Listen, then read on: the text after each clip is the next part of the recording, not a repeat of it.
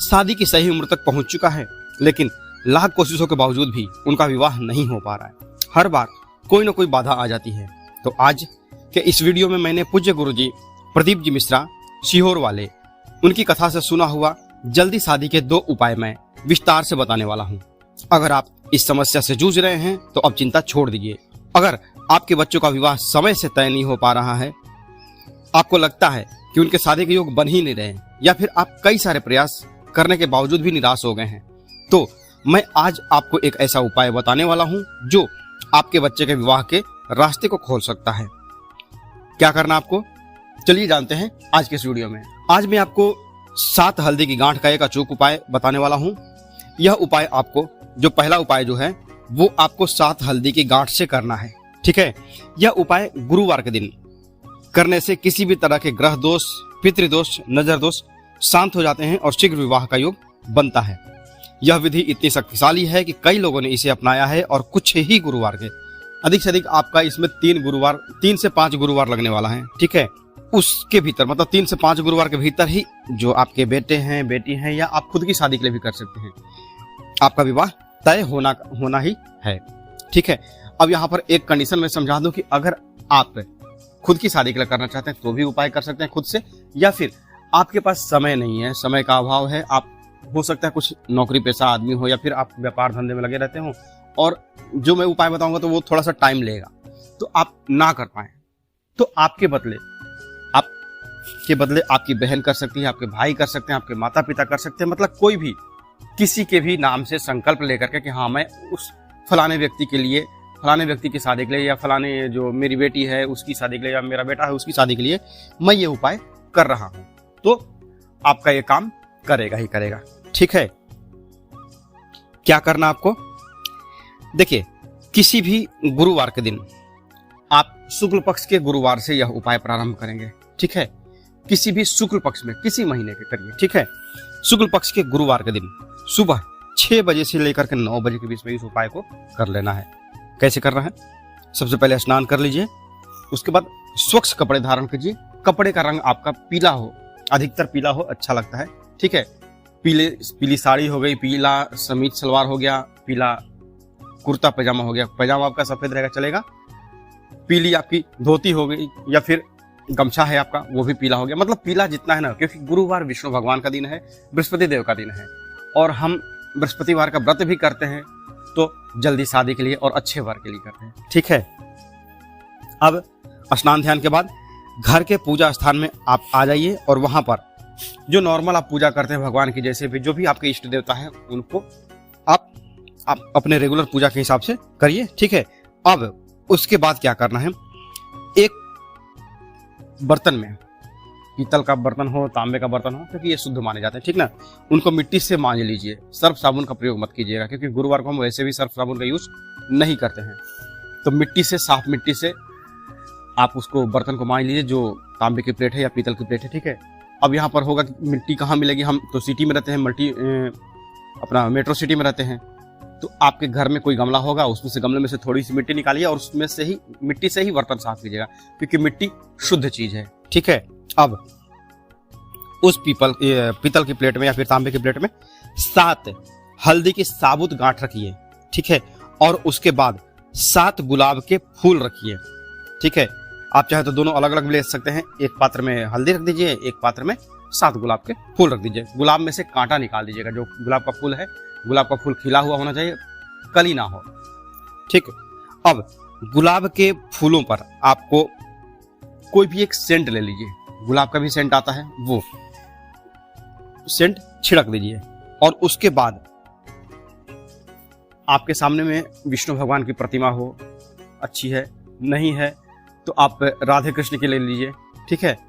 मतलब आपका विष्णु भगवान के किसी भी रूप में तस्वीर होनी ही चाहिए आपके पास, ठीक है। चाहे राधा कृष्ण के ले लीजिए, या फिर सीताराम जी की है उनकी ले लीजिए, या फिर विष्णु भगवान के ले लीजिए, ठीक है।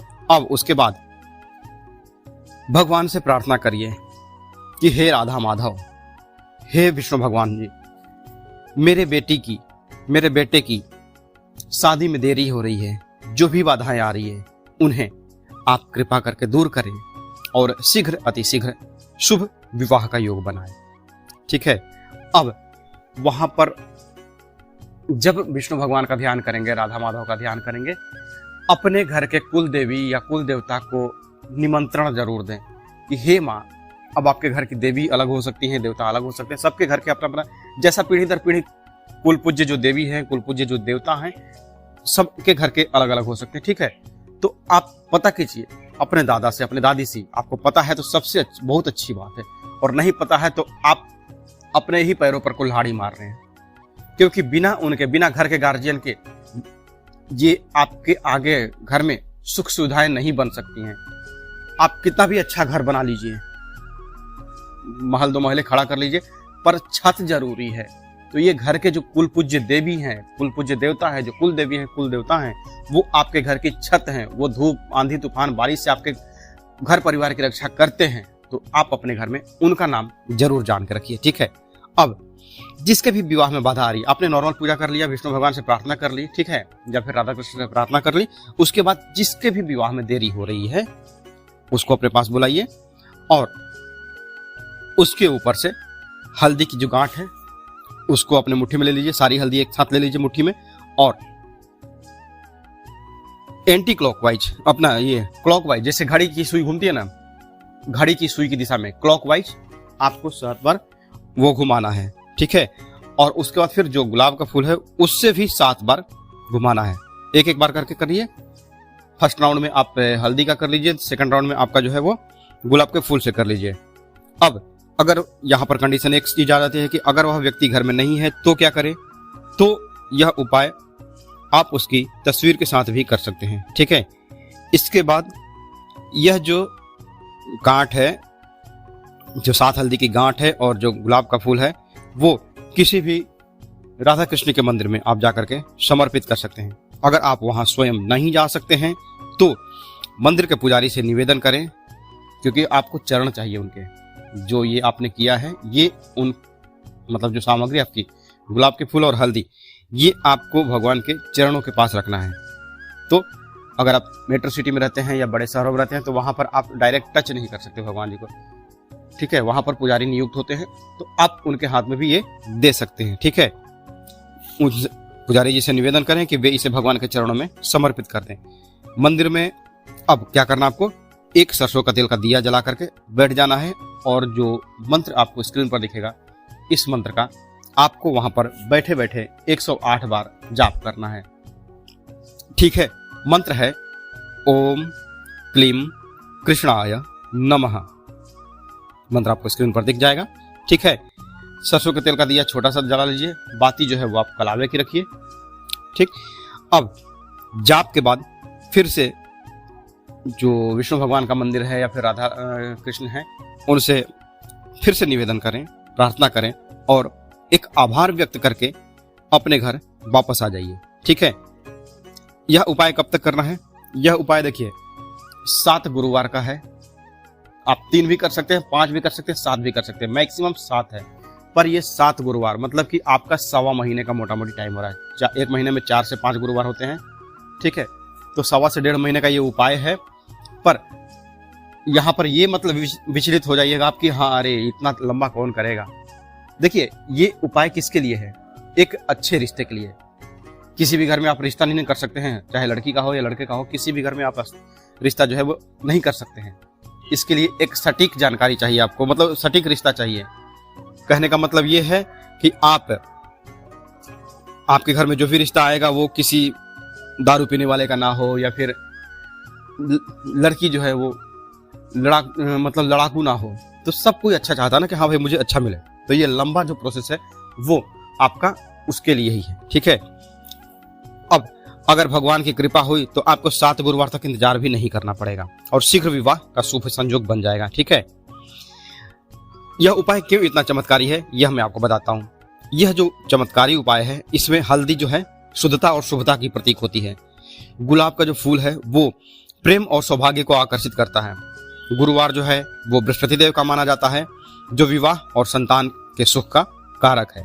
जब यह तीनों चीजें एक साथ भगवान को अर्पित की जाती हैं, समर्पित की जाती है, तो कुंडली के सबसे बड़े दोष भी समाप्त हो जाते हैं।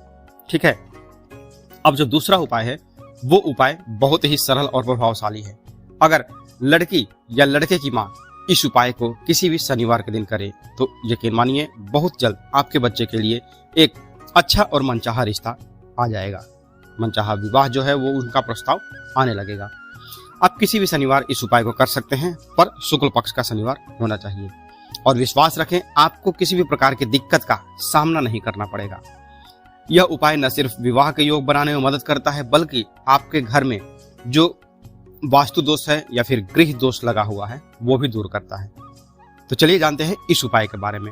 सबसे पहले ध्यान रखें कि यह उपाय आप शनिवार के दिन ही करेंगे।